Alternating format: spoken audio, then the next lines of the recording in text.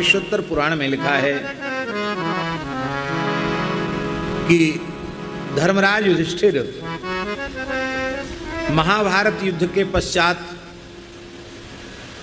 महाभारत युद्ध में विजय प्राप्त करके जब भगवान श्री कृष्ण द्वारिकाधीश की कृपा से चक्रवर्ती सम्राट के पद पर विराजमान हुए और धर्म पूर्वक शासन करने लगे, किंतु उनका मन सदा व्यथित रहता था कि मैं बहुत बड़े संहार का कारण बना। कुरुकुल का तो संहार हुआ ही, स्वजनों का संहार हुआ, लाखों सैनिक वीर मारे गए, धरती रक्त रंजित हुई, न जाने कितनी माताओं की गोद सूनी हुई, कितनी नारियों के सिंदूर उजड़ गए, सारे अनर्थ का हेतु मैं ही हूँ। बहुत दुखी रहते थे। भगवान श्री कृष्ण ने उनको समझाया कि महाराज आप दुखी क्यों हैं? आप ही रोते रहेंगे तो प्रजा को सुखी कैसे करेंगे? पहले तो दुर्योधन के अत्याचारों से प्रजा रो रही थी, अब आप रो रहे हो तो प्रजा के यहाँ सुख कौन पूछेगा? तब युधिष्ठिर ने कहा, भगवान मेरे मन में शांति नहीं आ रही है, हमको लगता है इतने बड़े नरसंहार का मैं ही कारण हूँ। तो भगवान को कुछ न कुछ तो बताना था। भगवान ने कहा कि कार्तिक कृष्ण पक्ष की जो द्वादशी तिथि है उसको गोवत्स द्वादशी कहते हैं। इस गोवत्स द्वादशी का तुम व्रत करो और सवत्सा गाय की पूजा करो, इससे तुम्हें शांति होगी, तुम्हारे संपूर्ण पाप नष्ट हो जाएंगे और गोमाता की कृपा से तुम्हें परम शांति आएगी। और भगवान ने एक कथा सुनाई गोवत्स द्वादशी की, बड़ी प्यारी कथा है, भगवान श्री कृष्ण के मुखारविंद से कही गई कथा है। एक समय की बात है, भगवान शंकर पार्वती जी के साथ महर्षि भृगु की गोभक्ति की परीक्षा करने के लिए ब्राह्मण का वेश धारण करके भगवान शिव भृगु जी के आश्रम में पधारे। पार्वती जी को तो कहा कि तुम गैया बन जाओ, पार्वती जी तो गैया बन गईं, और कार्तिकेय जी को कहा कि तुम बछड़ा बन जाओ, तो कार्तिकेय जी को बछड़ा बना लिया और जगदम्बा पार्वती अन्नपूर्णा को गौ माता बना लिया और ब्राह्मण बन गए शंकर जी। भृगु जी के यहाँ जा कर के बोले, देखो जम्बू तीर्थ क्षेत्र में हम स्नान करने जा रहे हैं, 2 दिन बाद लौट करके आएंगे, तब तक हमारी गौ माता की और हमारे बछड़े की आप रक्षा करें।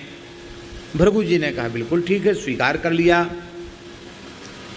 और वो ब्राह्मण वेशधारी शंकर जी अंतर्धान हो गए और अंतर्धान हो करके और स्वयं ही शेर बन के शंकर जी आए, सिंह बन के शंकर जी आए और गोमाता को पकड़ने के लिए झपटे। तो भृगु जी की गोभक्ति पर प्रसन्न होकर के ब्रह्मा जी ने भृगु जी को एक घंटा दे दिया था, इस घंटा को बजाओगे तो कोई भी हिंसक जीव आपके गोवंश पर आक्रमण नहीं करेगा। तो भृगु जी के पास जब धरोहर के रूप में शंकर जी पार्वती जी को गैया बनाकर और कार्तिकेय जी को बछड़ा बनाकर छोड़कर गए, वो तो महाराज घंटा पकड़ी बैठे थे भृगु जी महाराज। शंकर जी जैसे ही आए सिंह बन के दहाड़ते हुए, तो तुरंत उन्होंने घंटा बजा दिया। अब घंटे को तो वरदान था, तो शंकर जी सिंह रूपधारी शिव जी को भागना पड़ा, सिंह भाग गया और वहाँ न गैया न वहाँ बछड़ा, वहाँ तो शंकर पार्वती और कार्तिकेय जी प्रकट हो गए। ऋषियों ने भगवान शिव का अभिषेक किया। उस दिन कार्तिक कृष्ण द्वादशी थी, तो भगवान शंकर ने कहा आज के दिन जो कार्तिक कृष्ण द्वादशी के दिन बछड़े के सहित वेद लक्षणा भारती देसी गाय का पूजन करेगा, व्रत करेगा, उसकी संपूर्ण कामनाएं पूर्ण हो जाएंगी, उसके सारे जीवन के पाप नष्ट हो जाएंगे। और कहा कि जो माता संतानहीन है वो इस व्रत को करे तो उसके उत्तम संतान की प्राप्ति होगी।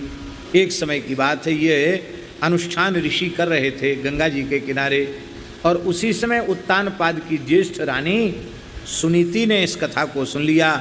तो सुनीति ने गोवत्स द्वादशी का व्रत किया, ध्रुव जी की माता ने गोवत्स द्वादशी का व्रत किया और गो माता ने प्रसन्न होकर आशीर्वाद दिया उसी के प्रभाव से ध्रुव जी जैसे महान भक्त पुत्र उत्पन्न हुए।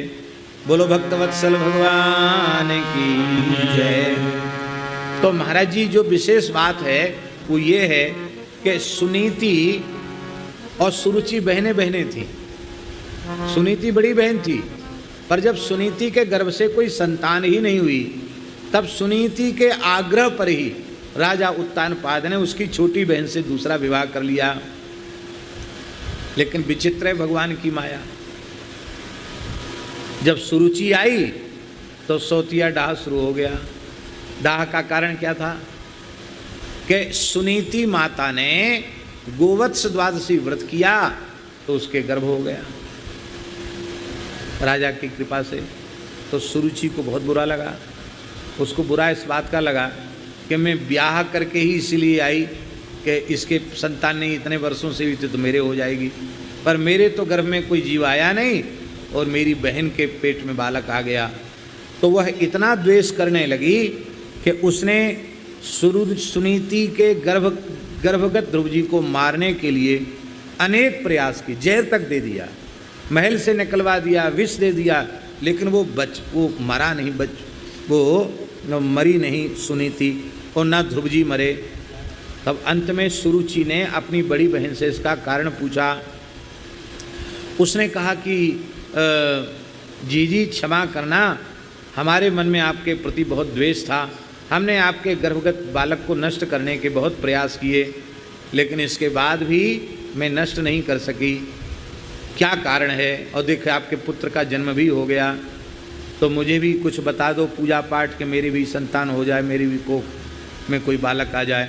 तब सुरुचि ने भी गोवत्स द्वादशी व्रत किया, उसके प्रभाव से उसको उत्तम नाम का पुत्र हुआ। लेकिन पुत्र होने के बाद छोटी रानी सुरुचि ने अपने रूप के जाल में राजा को फंसा करके और अपनी बड़ी सुनीति को महल से ध्रुव जी के सहित बाहर निकलवा दिया।